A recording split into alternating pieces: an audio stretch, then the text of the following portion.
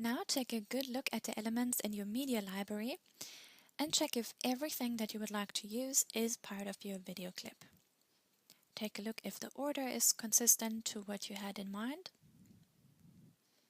And now we navigate to the end, where we will import an important feature, which is you go to the top where it says text and you open this menu. You go to the starter folder and at the bottom it says basic end credits. You click the plus button and now we will take some time. Here you select this feature and you click on the pen button and now it opens the text properties.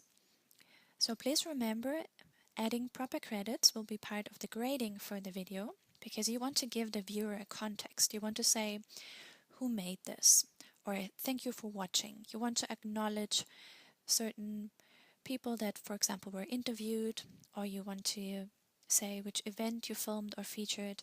You want to put in your website. You want to have a call to action, for example, to go online or to send you an email or to visit the website. And it's also very important that if you had to obtain permission, for example, from let's say a nature park where you filmed or you used materials that belonged to someone else or someone helped you or donated music for your video, that all of these people are acknowledged in the end. That's really important. And what you can also do at the bottom here is like you will see it appearing just now. Here I'm working on including a call to action. And if you're curious, this Facebook site still exists. It's here. And you can also say like a copyright kind of information and say this video cannot be shared without your permission or reposted or something. Shared, of course, yes, but like not re-uploaded without you knowing.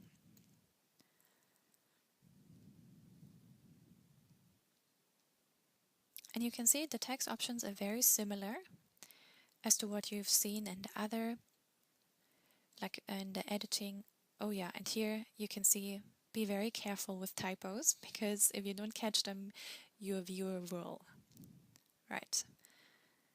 Good. You can make it as long or short as possible, but just make sure you have all the relevant information in there, because I do check for that when it gets to the grading for the assignment.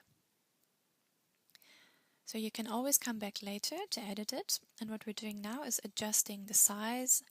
Make sure it's not too small, it's not too big. You can change the font, just like with the previous editing options inside the video clips. You can make them bold, you can change the background color. I do prefer to keep the background color at black. It's just more like in line with what people are expecting when they're seeing end credits. Or you could also adjust the text color. There's various options. Here I'm making the font a little bit bigger just to make it more comfortable to view. And last but not least, I'm going to, you will see just now, I'm going to the top next to the speech bubble where it says animation, and I click fade in and out. And you can't see it in the preview here, but you will be able to see it in the other preview here. So now I'm adjusting the toggle bar so that I can show you that if we play from here, you will see the credits appear. Like they fade in. That's the only place where we will use the animation.